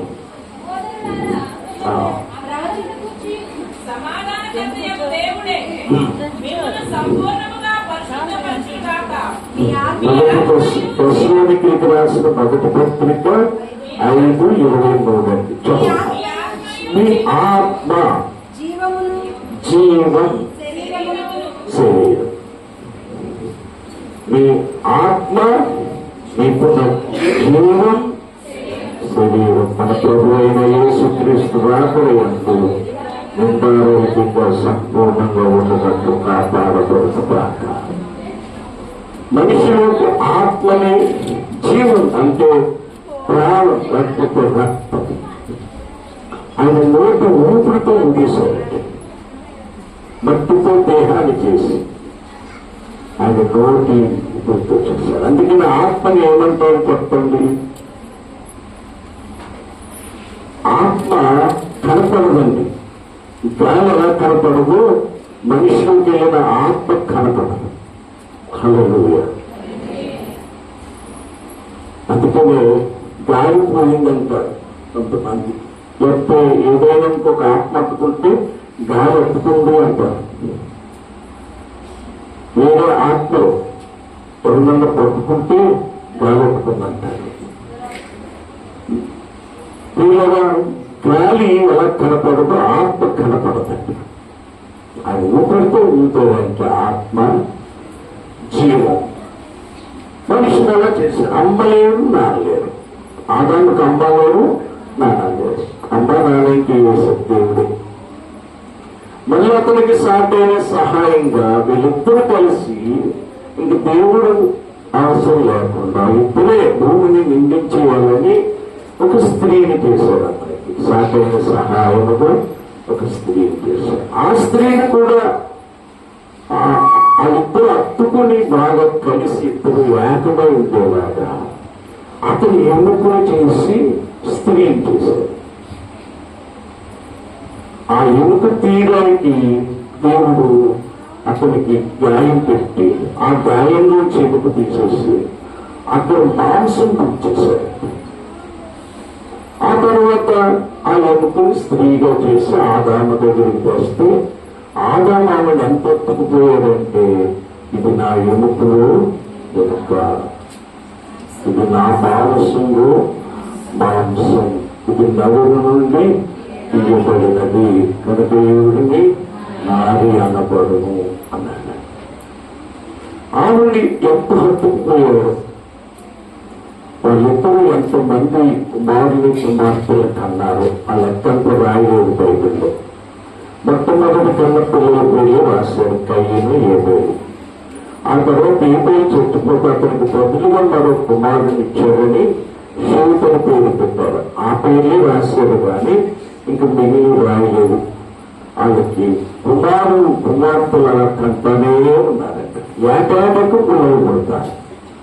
పుట్టకాన్ని ఇస్సాకు దగ్గరికి పంపేటప్పుడు ఏమేమి దీవించారో ఇంటి వారు ఏటేట పల్లి వదులుగాక 90 సంవత్సరాల పైన బతికేవారు. అలా కంటనే ఉన్నారు. ఇంచుమించుగా ఒక 900 మంది 900 సంవత్సరాలు బతికేడు 900 మందిని ప్రవేశపెట్టారు. ఆడవాళ్ళు తప్పలేదు. అందుకనే భూమి అలా నిండిపోయింది. దేవుడికి స్తోత్రం. దేవుడు లేఖనాలు చదివితే కూడా అర్థమవుతారు. ఏ నిర్ణయం లేకుండా, అమ్మ లేకుండా, నాన్న లేకుండా దేవుడు ఆదాన్ని చేయలేదా? దేవుడికి ఒక భార్య ఉంటేనే కొడుకున్నా పట్టాడు. దేవుడికి అప్పు కొడుకు పుట్టినా ఆయన కావాలనుకుంటే దేవుడు ఒక కొడుకుని కాదు ఎంతమందినన్నా చేసుకుంటాడు. దేవుడు ప్రేమాస్వరూపు కాకుండా, ప్రేమాస్వరూపు కాబట్టి, ప్రేమామయుడు కాబట్టి, ప్రేమకు ప్రతిరూపం కాబట్టి ఆయన ప్రేమించుకోవటానికి ఒక కుమారుడిని చేసుకున్నాడు. ఆ కుమారుని ఎక్కడ కూర్చోబెట్టుకున్నాడో ఆయన రొమ్ము మీద ఆడించుకున్నాడండి. ఆయన సింహాసనం మీద కూర్చోబెట్టుకుని ఆయన రొమ్మును ఆడించుకున్నాడండి. యోహాను సువార్త 1వ అధ్యాయం 18వ వచనం చెప్తుంది. చూడండి, ఎవ్వడు ఎప్పుడు దేవుణ్ణి చూడలేదు. ఆ తండ్రి అయిన దేవుడు రొమ్ము మీద ఉన్న ఆ కుమారుడు మాత్రమే మనకి తండ్రి ఎలా ఉంటాడో బయలుపరిచాడండి. తండ్రి ఎలా ఉంటాడో అదంతా ఎవరు బయలుపరిచారు మనకంటే కుమారుడే. ఆ కుమారుడు రాయించిన వాక్యాలే మనకి తండ్రి గురించి తెలియజేస్తున్నాయి. అందుకనే మనము ఆది యందు వాక్యం ఉండేను, వాక్యము దేవుని వద్దే ఉండేను, ఆ వాక్యమే దేవుడే. ఆది నుంచి ఉన్నారంటే యేసుప్రభు ఆది, యేసుప్రభు అంతం. యేసే మొదటివాడు, యేసే కడపటివాడు, యేసే అల్ప, యేసే ఓమేగా. దేవుడు ఆది అంతము ఆయనే యేసుప్రభు. అందుకని ఆది అంటే మాట్లాడే దేవుడు ఉన్నాడు. దేవుడికి స్తోత్రం. వాక్యం ఉంది. ఆ వాక్యము ఎవరి దగ్గర ఉంది? దేవుడి దగ్గర. దేవుడు రొమ్ము మీదే ఆడుకుని యేసే కూర్చోమన్నాడు. అంతేకాదు ఆ యేసు ప్రభు కూడా వాక్యమైన ఆది యేసు ప్రభు దేవుడై ఉన్నాడు అన్నాడు. అందుకనే మనము తండ్రిని దేవుడు, కుమారుని దేవుడు అని నమ్మాలి. ఆ యోహాను సువార్త 1:1 ఉంది. ఆది యందు వాక్యం ఉండెను, వాక్యము దేవుని యొక్క ఉండెను, వాక్యము దేవుడై ఉండేను. హల్లెలూయా. మీకు ఇప్పటికీ చాలా విషయాలు అర్థమైంది అనుకుంటున్నాను. వీడియో లోకస్తులు ఏం చేస్తున్నారో తెలుసండి, స్త్రీ లింగం పురుషుడు లింగం లేకుండా సృష్టించబడదు, అందుకు మేము నమ్మ దేవుడు కుమారుడేటి అంటున్నారు. కానీ నమ్మినా నమ్మకపోయినా ఇది మాత్రం బైబిల్ చెప్తున్న సత్యం. అందుకనే ఏం చేస్తారంటే అన్యజనులండి ఈ సృష్టి అంతా కూడా ఈ 2 లింగాల ద్వారానే జరుగుతుంది. కాబట్టి ఈ 2 లింగాలే మనం దేవుడిగా పెట్టుకుని మొక్కాలని చెప్పి ఆ స్త్రీ లింగాన్ని పురుషుడి లింగాన్ని పూజిస్తున్నారు. మనకి దాన్ని శివలింగం అంటారు. కింద భాగం అంతా స్త్రీ లింగం అండి. దాని మీద ఒక పత్రం పెడతాడు, పత్రం అది పురుషుడి లింగం. ఈ 2 లింగాల వల్ల సృష్టి జరుగుతుంది కాబట్టి ఈ 2 మనకి దేవుడని వాటిని మొక్కుతారు. శివుడు అంటే ప్రభువు అని. ఈ 2 లింగాలు మనకి దేవుడని, ఈయన ద్వారా సృష్టి జరుగుతుంది. అందుకని మన దేశంలో ఇలాంటి ఆరాధన జరుగుతుంది. పెళ్లి చేసుకున్నప్పుడు కూడా మెడలో ప్రతి ఒక్కరికి ఈ లింగాలు పడతారు. దాన్ని సూత్రం అంటారు. సూత్రం అంటే చిన్న ప్లేట్లోకి చేస్తారు రౌండ్గా, అది స్త్రీ లింగం. దాని పైన ఏంటో బొడుగులా పడతాడు, అది పురుషుడి లింగం. పెళ్లి చేసుకుంటే 2 లింగాలు కొడుతాయి కాబట్టి ఇది మళ్ళీ పట్టుకోవాలని అబ్బాయి ఒకటి తేవాలి, అబ్బాయి ఒకటి తేవాలి. ఈ 2 లింగాలు కలిపి ఆ సూత్రాన్ని అబ్బాయి పట్టాలి, అమ్మాయికి ఏమో అబ్బాయి పట్టాలి. అసలు అయితే అబ్బాయి పని చేసుకుంటారు తాగొస్తాడని 2 కలిపి ఇంటికి కల్పించేస్తారు. అదే అందుకే క్రైస్తవులు మనం అలాంటి మెడలు కట్టుకోకూడదు, సూత్రాలు వేసుకోకూడదు. క్రైస్తవులు మనకి బైబిల్ చెప్తుంది కాబట్టి మెడలు వేసుకుంటామంటే ఎంతో గొప్ప లేదండి. కాబట్టి మాంసం తింటున్నామని మెడలో ఎలుకలు కట్టుకుని తగ్గిపోవడం అవునండి. దాన్ని బట్టి కలుస్తారు కలయిక, మరి పెళ్ళితో అదేసుకోవడం. కానీ అది మెల్ల వేసుకుంటూ ఉంటుంది, అది ఎందుకు లింగాలు తెలుస్తుంది. బంగారంతో చేయించుకుని ఆ లింగాలు మెల్ల వేసుకుని పెరగడం అంటే అంత తప్పు ఉంటుంది. చాలా మందికి ఆ సత్యం తెలియదు. ఈరోజు క్రైస్తవులు కూడా స్వతమైన పెళ్లి చేసుకుంటున్నారు. మళ్ళీ ఏమంటున్నారు, మన దేశ సాంప్రదాయం అంటున్నారు. దేశంలో కూడా అందరూ కట్టుకోవడం మతాలలో కట్టుకుంటారు. మనం క్రైస్తవులు అస్సలు అలాంటి చేయకుంటారు. వాళ్ళు సందర్భం వచ్చిందని చెప్తున్నాను మీకు. నేను కొన్ని మాటలు చెప్తే మీ మెడలో నోట్లో వలక్కాయ కొట్టినట్టు ఉంటుంది. ఇలా చెప్తున్నాను, ప్రభువుకు స్తోత్రాలు. కానీ మాత్రం నేను సత్యమే చెప్తాను. వాక్యాన్ని బాగా చదివాను, వాక్యాన్ని బాగా బోధిస్తాను. ప్రియులుగా దేవుడు బోధ ఏంటో, దెయ్యం బోధ ఏంటో, మనుషుల బోధ ఏంటో దేవుడు బైబిల్లో రాయించేశాడు. మనము మనుషుల సిద్ధాంతాల్లో, దెయ్యాల సిద్ధాంతాల్లో ఉండకూడదు. దేవుడి సిద్ధాంతంలోనే మనం ఉండాలి. ఆ దేవుడి సిద్ధాంతాన్ని మనం తెలుసుకుని ఆ సిద్ధాంతంలోని ఆబాధలోనే మనల్ని మనం ప్రతిష్ఠించుకోవాలి.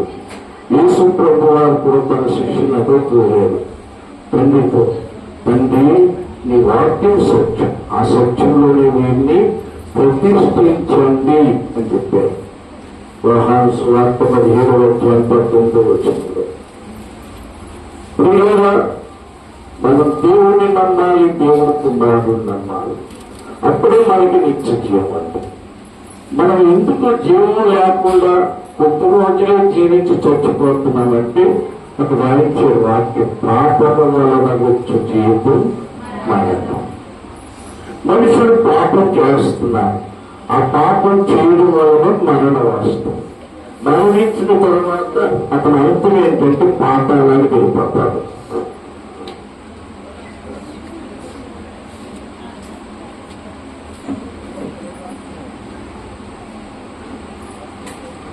పాతాళానికి వెళ్ళిపోతాడు.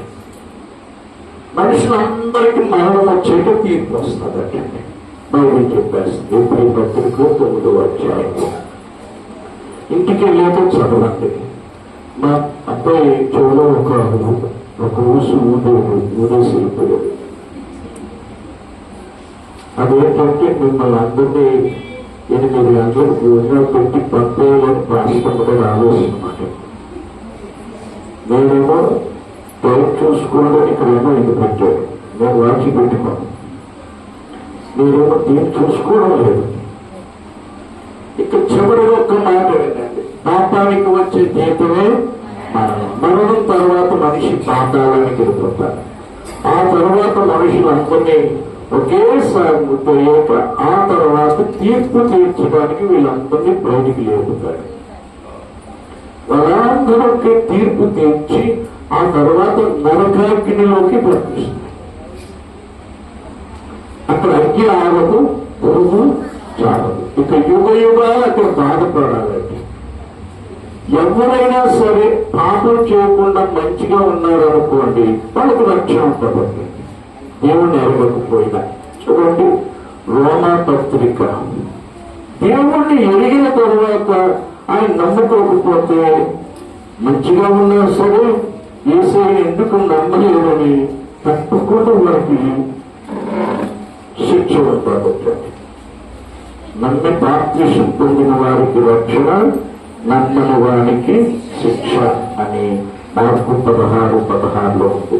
రోమా పత్రిక 2 చూడండి, 6వ వచనం. ఆయన ప్రతి వానికి క్రియల చొప్పున ప్రతిఫలం ఇస్తాడు. మంచి క్రియలు చేసాడు అనుకోండి, మేలు చేసాడు అనుకోండి, ఆ మేలు చేసిన వాడు జీవ పునరుద్ధానంలో ఎదుస్తాడండి. పాపం అంటే ఏంటి? ఒకరికి కీడు చేయడమే. మేలు చేయడం అంటే ఏంటి? ఒక మనిషిని ప్రేమించి వాళ్ళకి సహాయపడటం. ఇక్కడ రాశారు, వారి క్రియలు తప్పునే ప్రతిఫలం ఇస్తాడు. సత్క్రియను ఓపిక చేస్తే మహిమ, ఘనత, అక్షయతను ఎదుగు వారికి నిత్య జీవం వస్తుంది. హల్లెలూయా. 10వ వచనం కూడా చూడండి. సత్క్రియ చేయు ప్రతి వానికి, మొదట యూదునికి, తర్వాత క్రీస్తులకు కూడా మహిమ, ఘనత, సమాధానం కలుగుతాయి. దేవుడికి పక్షపాతం లేదు. హల్లెలూయా. దేవుడు మాకెప్పుడు దేవుడి గురించి వినలేదనే వారు కూడా ఉన్నారు. వారి పరిస్థితి ఏంటండి? ఒక ఆయన అలాగే అడిగారు, అమ్మ నాన్న చాలా మంచోళ్ళండి, వాళ్ళకి దేవుడి గురించి తెలియదు, చనిపోయారు. ఇప్పుడు ఎలాగండి వాళ్ళు నరకం వెళ్ళిపోతారా అని అడిగారు. లేదు, వాళ్ళు మంచి పనులు చేస్తూ వాళ్ళకి నిత్య జీవం ఉంది. చూడండి, యోహాను సువార్త 5వ అధ్యాయం 28. దీనికి ఆశ్చర్యపడకండి. యోహాను సువార్త 5:28. ఆశ్చర్యపడకుండా ఒక కాలం వస్తుంది. ఆ కాలంలో సమాధిలో ఉన్నవారు ఆయన శబ్దం విని మేలు చేసిన వారికి జీవ పునరుద్ధానం, కీడు చేసిన వారికి తీర్పు పునరుద్ధానం ఉంది. అప్పుడు బయటకు వస్తారు. వీళ్ళు మేము వాళ్ళు మంచి చేశారు అనుకోండి, దేవుళ్ళు ఎరగట్టు నమ్ముకోలేదు, కానీ ఆయన కూడా నిత్యంలో తీసుకెళ్ళిపోతుంది. మేలే చేయాలి తప్ప ఎవరికి కీడనేది మనము చేయకూడదు.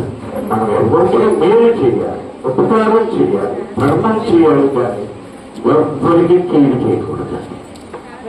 ప్రియులారా, మీరందరూ కూడా ఆ యేసు ప్రభువాన్ని, ఆ దేవుని నమ్మి నిత్య జీవానికి వారసులు అవ్వాలని ఈ మాటలు ప్రకటించి నేను ముగిస్తున్నాను. అందరూ లేచి నిలబడి ఒక చిన్న ప్రార్థన చేసుకోండి. తర్వాత ఇల్లు ఓపెనింగ్ ఉంటాడు, ఉండాలనుకుంటే ఇల్లు ఓపెనింగ్ ఉండండి, లేదంటే కొన్ని భోజనాలు చేయాలి. టైం ఎక్కువ దూరాల నుంచి వచ్చి ఉంటారు, అందుకని మీరందరూ కూడా భోజనాలు కూడా చేసుకోండి. అందరూ లేచి నిలబడిన వారు ఒక చిన్న ప్రార్థన చేసుకోండి. యేసయ్య నాతో నువ్వు నాతో మాట్లాడావు, ఉన్నవానికి మీ మీద మాకు విశ్వాసం ఇవ్వండి, కొంతమైన దేవుడి మీద కూడా మాకు విశ్వాసం ఇవ్వండి. మా విశ్వాసాన్ని బలపరచండి, మాకు నిత్య జీవం అనుగ్రహించండి. మేము తెలియకో చాలా మందికి కీడు చేశాం ప్రభు. మీరు మమ్మల్ని క్షమించి ఆ పాపమంతా మీ శిలువ రక్తంలో కడిగి మీ బిడ్డలుగా స్వీకరించండి అని ఒక ప్రార్థన చేసుకోండి. ప్రభు ఈ నూతన మందిరంలో ఈ మొదటి దినములో ప్రభు ఈ యొక్క వేదిక మీద ఆత్మరూపిగా ఉండి అందరితో మాట్లాడినందుకు స్తోత్రాలు.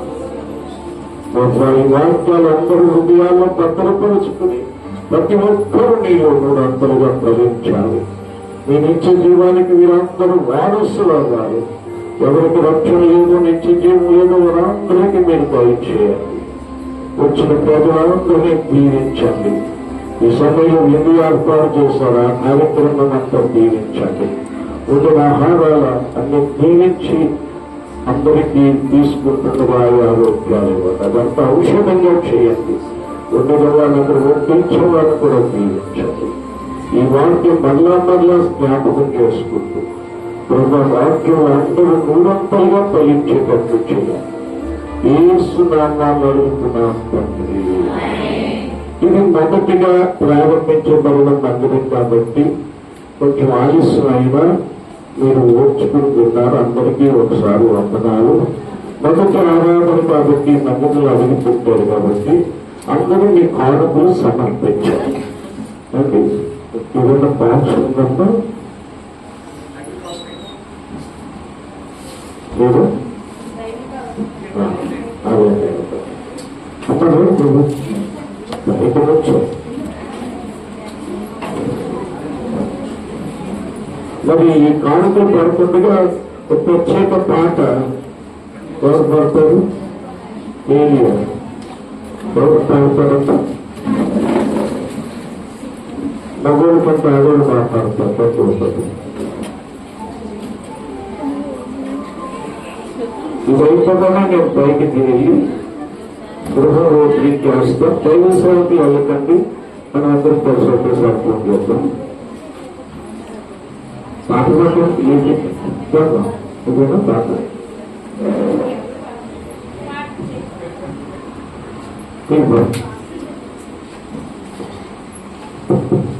నీ సన్నిధానములో సంపూర్ణ సంతోషం, నిన్నారాధించుకునే విలువైన అవకాశం. అందరూ నీ సన్నిధానములో సంపూర్ణ సంతోషం, నిన్నారాధించుకునే విలువైన అవకాశం.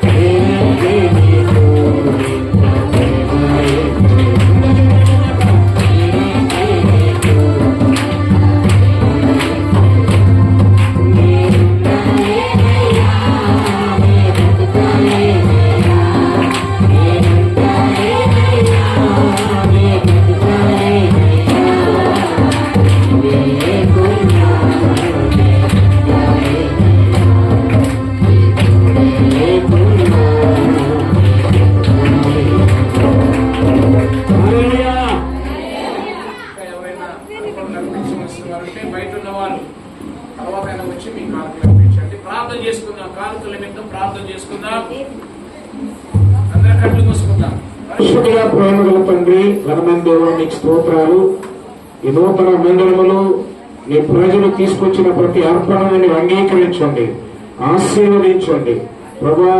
అయా 30 గంటలు 60 గంటలు 100 గంటలుగా ఫలింపచేయండి. నమ్మకంగా మీ సేవలో వాడడానికి సహాయముగా ఇచ్చేయండి.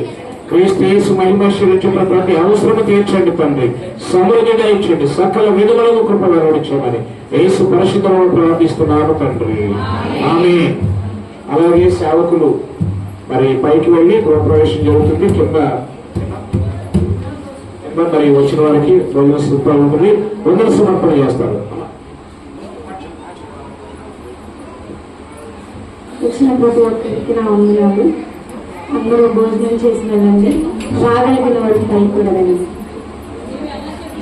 బ్లెస్సింగ్ ఇస్తారు. ఆ తర్వాత గృహప్రవేశం జరుగుతుంది.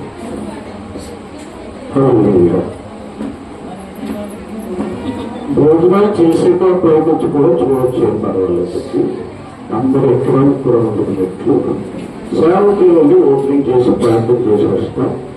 ఎవరైనా రావాలనుకుంటే ఎక్కువ రాకండి, భోజనం చేసి మళ్ళీ వచ్చి చూసారు.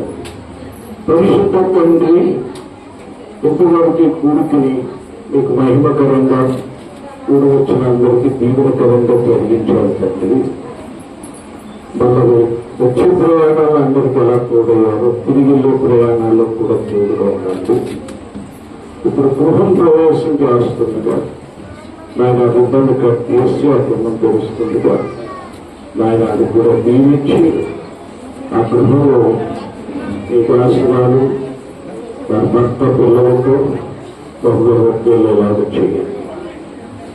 మాతో పాటు నా సేవకులందరినీ దీవించండి, వారి కుటుంబాలు వారు చేసే పరిచయం బహుగా దీవించండి. నామాన్ని అడుగుతున్నాను తండ్రి. పరలోకమందున్న మన పరమ తండ్రి యొక్క శాశ్వత ప్రేమ, ఆయన కుమారుడు మన రక్షకుడైన యేసుక్రీస్తు ప్రభువారి యొక్క కృపాకనికరము మనతోనే ఉండి మనల్ని ఇప్పటి వరకు నడిపించిన ఆ పరిశుద్ధాత్మ యొక్క దివ్య సన్నిధి, సహవాసం, సంతోషం, సమాధానం, ఆయనిచ్చే గొప్ప ఆదరణ ఈ యొక్క సేవ చేస్తున్న పెరిసిస్ గారికి, వారి ఇంటి వారికి, ఈ సమయంలో వచ్చిన దైవ సేవకులకి, వారి కుటుంబాలు, వారి పరిచర్లకి, ఈ సమయంలో ఈ యొక్క నూతన మందిర ఓపెనింగ్ లో, ఈ నూతన గృహ ఓపెనింగ్ లో పాల్పొందిన పెద్దలకి, చిన్నలకి సదా తోడైండి నడిపించునుగాక. ఆమేన్. అందరికీ వందనాలు. సేవకులు ముఖ్యమైన వాళ్ళు ప్రయత్నించండి.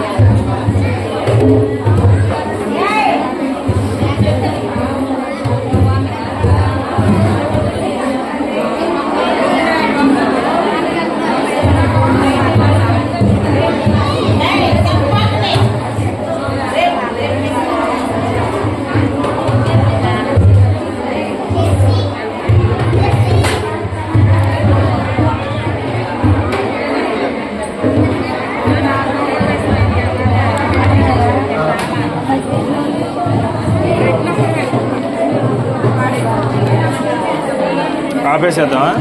అక్కడ కూడా అక్కడ కూడా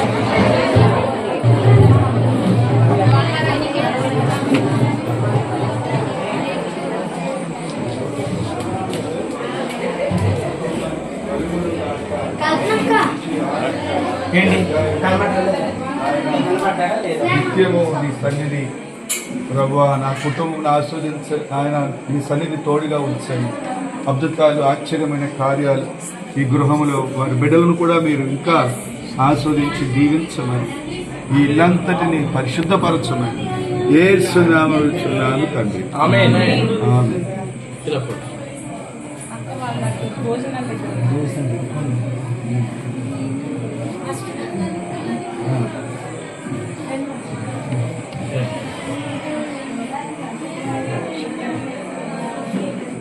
తండ్రి యొక్కయు కుమారుని యొక్కయు పరిశుద్ధాత్మ యొక్క నామమై ప్రభు అయిన యేసుక్రీస్తు నామంలో ఈ రిబ్బను కట్ చేసి ఈ గృహ ద్వారాన్ని తెరుస్తున్నాను.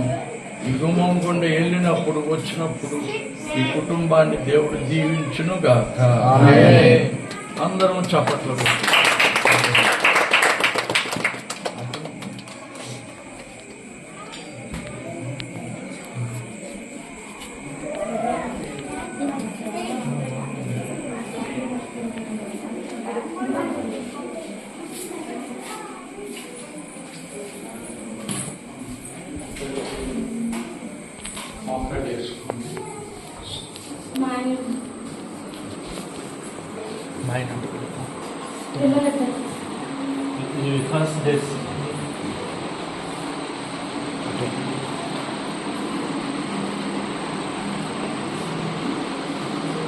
అందరూ ఏం చేస్తాము? అందరూ చేతులు పరిశుద్ధ తండ్రి నీ దాసురాల మీద చేతులెత్తి దీవిస్తున్నాం.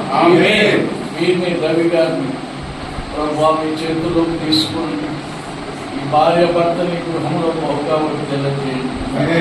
నేను ప్రేమించిన పిల్లలిద్దరినీ కూడా ప్రభా మీకు బహుమానంగా ఇచ్చారు. ఆ బిడ్డలిద్దరినీ కూడా ఈ గృహంలో వర్తిల్లండి. పిల్లలు ఉన్నతమైన చదువులు చదవాలి. ఈ బెడ్రూమ్లో ఈ సన్నిధి కూడా ఉంచండి.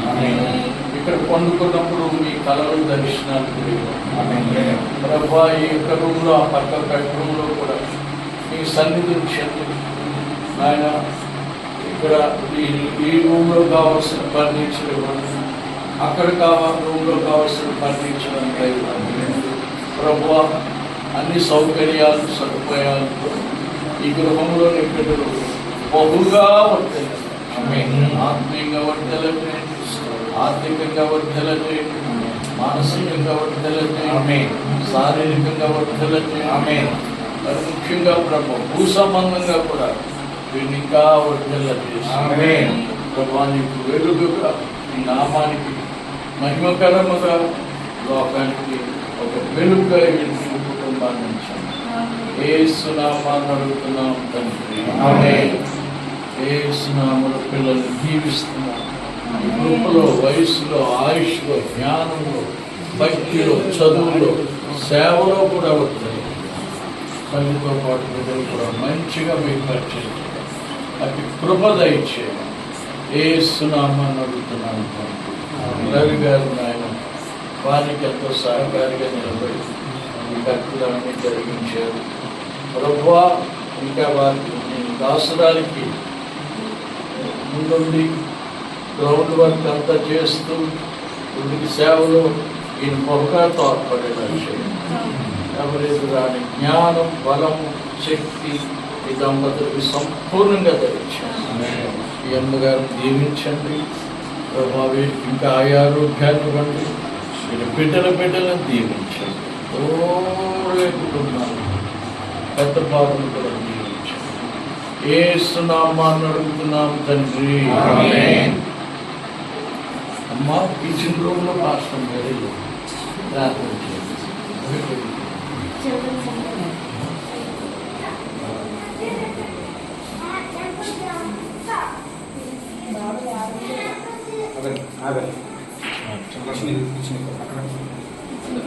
దీంట్లో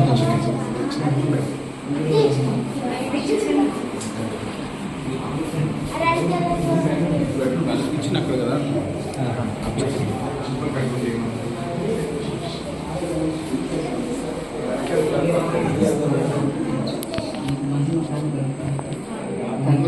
ఇచ్చిన యొక్క నూతనమైన గృహాన్ని బట్టి మందిరాన్ని బట్టి నీకు వందనాలు చెల్లిస్తాము. ఈ వంట గదిలో తండ్రి నాయన ఆవిడ వంట చేయించుండగా తండ్రి మిమ్మల్ని స్తుతించుచు తండ్రి నాయన వంట చేస్తున్నప్పుడు అభిషేకం తండ్రి తింటున్న ప్రతి ఒక్కరిలోనూ ఉండాలని ప్రార్థన చేస్తున్నాను తండ్రి. సమృద్ధిని దయచేయమని అడుగుతున్నాను తండ్రి నాయన. నిండు నూరేళ్లు తండ్రి నాయన ఈ గృహంలో కుటుంబీకులందరూ కూడా నివసించాలని ప్రార్థన చేస్తున్నాను తండ్రి నాయన. ఎట్లాంటి లోటు లేకుండా తండ్రి మీరు ఆశీర్వదించమని యేసు నామములో అడిగి పెట్టుకుంటున్నాను తండ్రి. కిచెన్ రూమ్ అంతా ఆవరించండి. ఎలాంటి అగ్ని ప్రమాదాలు ఇక్కడ జరగనివ్వకండి. ఇక్కడ వండుకునే ఆహారాలన్నీ దీవించండి. వీరికి కుటుంబానికి ఆరోగ్యాలు కలుగుతాయండి. వీరు భుజించడమే కాదు నాయన, కానీ ఇక్కడ పెట్టేవారుగా చేయండి. ఈ గృహంలో సిద్ధపరచుకునే ప్రతి ఆహారాలు దీవించండి. శ్రేష్టమైన అన్నపానాలు ఆయన ఈ బిడ్డలకి ఇందులో ప్రతిరోజు సిద్ధపరచండి. యేసు నామాన్ని అడుగుతున్నాము తండ్రి.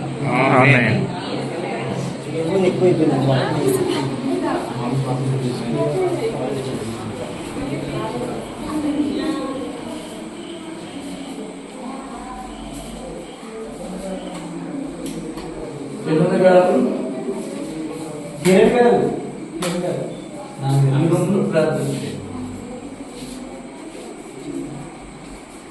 పిల్లలేదమ్మా, పిల్లలు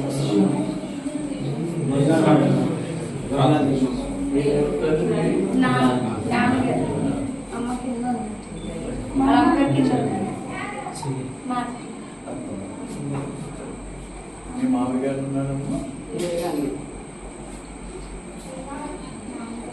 చెయ్యండి.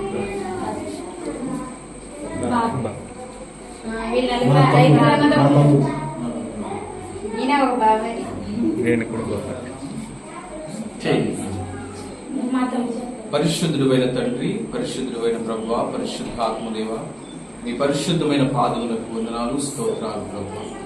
ఈ రాత్రికాల సమయమందు ప్రభువా, ఈ గృహంలో, నూతన గృహంలో ప్రార్థన చేయటం మీరు ఇచ్చిన గొప్ప ధన్యతకై మీకు కోట్లాది స్తోత్రాలు ప్రభువా. ఈరోజు మా ఆత్మీయ తండ్రి నాన్నగారి ద్వారా ఈ యొక్క మందిరాన్ని, ఈ గృహాన్ని ప్రారంభించడానికి మీరు ఇచ్చిన గొప్ప కృపకై మీకు కోట్లాది స్తోత్రాలు ప్రభువా. ఈ యొక్క గృహాన్ని మీరు దీవించినందుకు నీకు స్తోత్రం అయ్యా. ఈ గృహాన్ని మీరు ఆశీర్వదించినందుకు మీకు స్తోత్రం. నీ ఆత్మచేత నీ దివ్యమైన సన్నిధి ఇక్కడ వసింప చేస్తున్నందుకు నీకు స్తోత్రం ప్రభువా. ఈ యొక్క బెడ్రూమ్ లో ప్రభువా బిడ్డలు విశ్రాంతి తీసుకుంటూ ఉండగా అయ్యా వారికి మంచి విశ్రాంతిని మీరు దయచేయండి. నీ ఆత్మచేత నింపి ప్రభువా చక్కటి దర్శనాలను, నీ పరలోక దర్శనాలు బిడ్డలకు దయచేయమని ప్రార్థిస్తున్నాను ప్రభా. ఈ గృహంలో ప్రభు బిడ్డలందరినీ కూడా మీరు దీవించండి. ముఖ్యంగా పరిశీలి రవి గారిని ప్రభా, భార్య భర్త దంపతులను మీరు దీవించి ఆశీర్వదించండి. ఇచ్చిన కుమారులను బట్టి నీకు స్తోత్రాలు, వారిని కూడా దీవించండి ప్రభా. ఇక్కడికి వచ్చినటువంటి బంధుమిత్రులందరినీ మీరు దీవించి ఆశీర్వదించండి.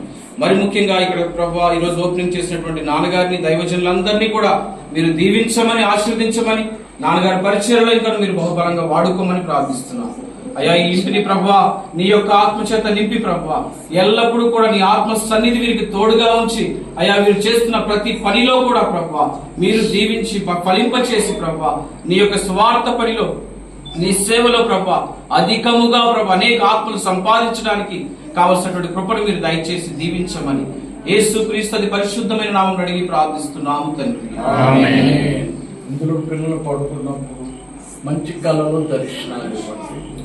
ఇందులో ప్రార్థనాత్మని కుమ్మరించి పిల్లలు పడుకున్నప్పుడు ప్రార్థన చేసుకోవాలి, లేచినప్పుడు కూడా ఇక్కడ ప్రార్థన చేసుకోవడానికి పిల్లలిద్దరిని ఆత్మతో ప్రేరేపించి ప్రార్థనలో నడిపించండి. ఈ రూమ్లో పిల్లలు చదువుకోవడమే కాదు, పడుకోవడమే కాదు, మంచి భక్తులు అయిపోవాలని ప్రార్థనాత్మక ఉంచండి. యేసు నామాన్ని అడుగుతున్నాము తండ్రి. పరమ తండ్రి ప్రేమ, యేసయ్య కృప, పరిశుద్ధాత్మ సన్నిధి ఈ బెడ్రూమ్ లో, కిచెన్ రూమ్ లో, హాల్లో కూడా ఆవరించుండును గాక.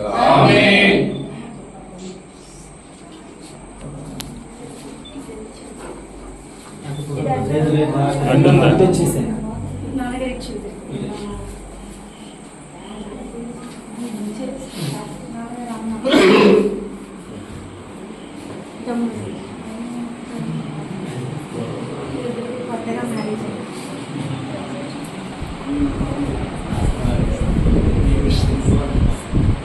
ఇద్దరు మనసులు మాటలు పూర్తిగా ఏకం చేసి ఇద్దరు ఒకటిగానే